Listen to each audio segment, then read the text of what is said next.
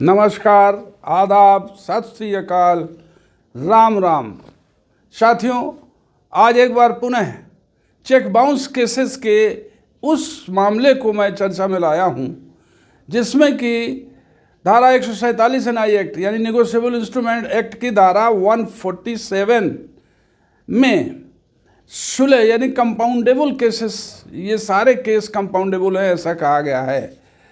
Every offence compoundable in this act shall be compoundable, यानी सारे अपराध जो इस चेक बाउंस केसेस के नेगोशिएबल इंस्ट्रूमेंट एक्ट के हैं वो सारे केसेस कंपाउंडेबल हैं, सुलह करने योग्य हैं। अब सुलह के मामले में कई प्रश्न उत्पन्न होते हैं। सुलह कौन करेगा? सुलह में दोनों की सहमति होगी कि नहीं होगी? क्या अकेले वादी या अकेले मुलजिम सुलह की प्रस्तावना कर सकता है? यदि सुलह होगी तो कितना धन होना चाहिए? आदि आदि प्रश्न और शंकाएं उत्पन्न होती हैं और कई बार न्यायालय में इन्हीं बिंदुओं पर झंझट भी होता है।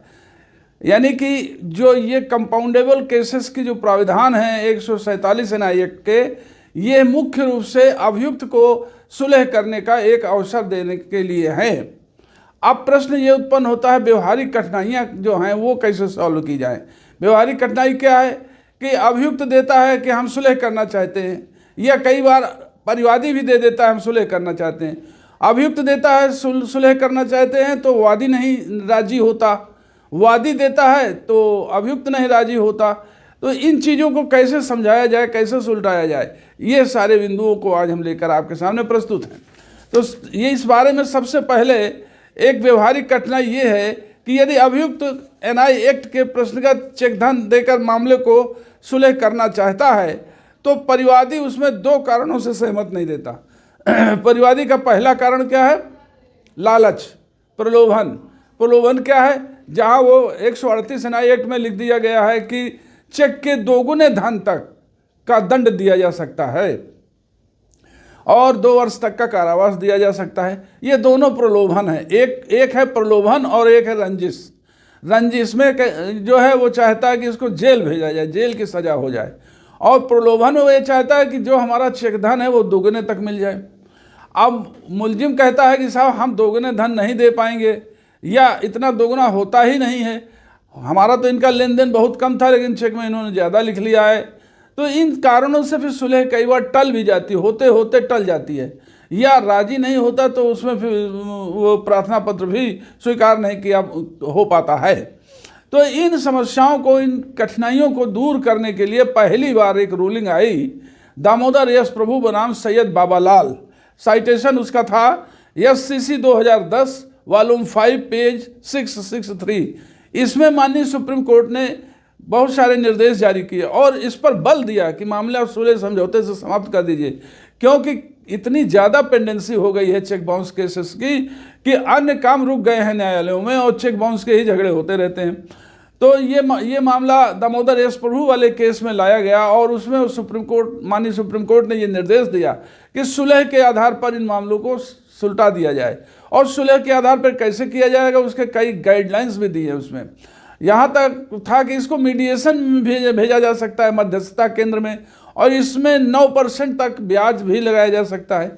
इस चीज़ की निरंकुशता को मिटाने के लिए कि वादी की जो एक अड़ंगेबाजी थी कि साहब हम दोगुने धन तक लेंगे, उसको यहाँ कुछ कम किया गया या उसमें कुछ अंकुश लगाया गया इस रूलिंग में, और ये कह दिया गया कि वाद में अधिक से अधिक 9% साधारण ब्याज मिलेगा, यही चेक धन में जुड़ जाएगा और वही सुलह धन होगा। यानी वादी के ऊपर एक प्रेशर बना तो मामले सुलटाए गए और कई तरीके से लोग राजी भी हुए कि भाई चलो 9% मिल रहा है, किसी को 6% मिला, किसी को और साधारण ब्याज की दर से कुछ आपस में समझौता होकर कम भी हुआ।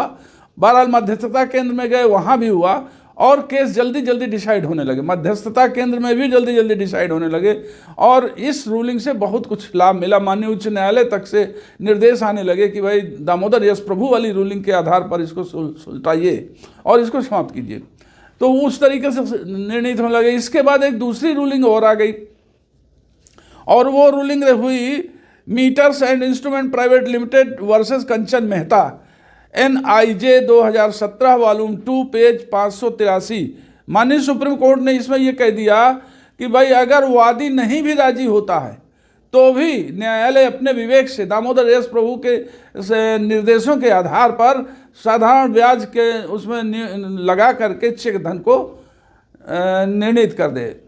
तो दोनों ही केसेस में चेक धन जरूर आधारित करना पड़ा। यानी उदाहरण के लिए कि अगर 1 लाख रुपए की चेक है तो उसमें मान लीजिए आपस में 6% ब्याज भी जुड़ गया, तो जो भी उसका पैसा बना वो कुल धन हो जाएगा उसका सुलह धन। यानी 6% के हिसाब से ब्याज भी जुड़ेगा और 1 लाख रुपया भी जुड़ेगा। ये दोनों मिला करके सुलह धन निर्धारित कर दिया गया। अब इसमें एक समस्या और खड़ी हो गई, और वो समस्या आज तक निदान नहीं हो पाई है। वो समस्या ये है कि निर्णीत कराते समय तो इन्होंने डिसाइड करा लिया कि ठीक है साहब, हमारा 1,06,000 रुपये डिसाइड कर दीजिए, हम इसमें राजी होते हैं।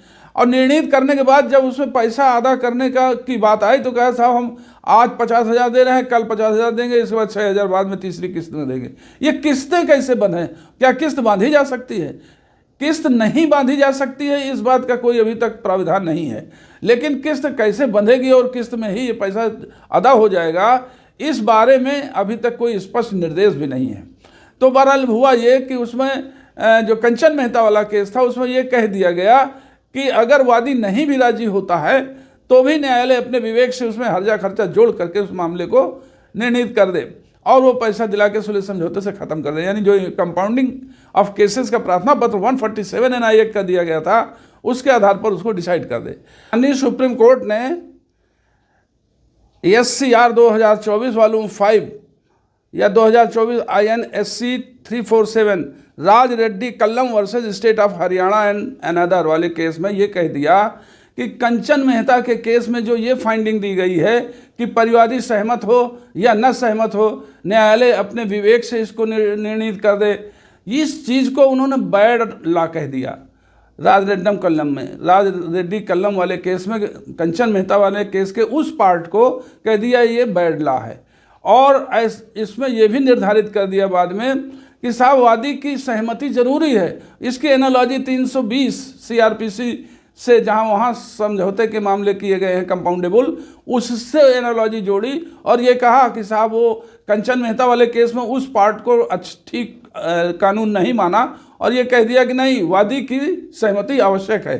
तो Raj Reddy Kallam versus state of Haryana and another 2024 volume 5 SCR 203 इस रूलिंग में ये कहा गया कि वादी की भी सहमत जरूरी है, क्योंकि वो एनालॉजी ये मानी गई कि जैसे 320 वाले केसेस में जो कंपाउंडेबल केसेस बनाए गए हैं उनकी टेबल दी गई है CRPC में, उसमें ये कहा गया कि जो विक्टिम है उसकी सहमति जरूरी है। यहाँ भी उन्होंने वादी को विक्टिम ही मान करके ऐसा अपनी फाइंडिंग दे दी कि भाई जो दुखित पक्षकार है, मेन यानी परिवादी है, उसकी सहमति होना जरूरी है। तो अब स्थिति ये बनी कि सहमति परिवादी की भी होना आवश्यक हो गई है।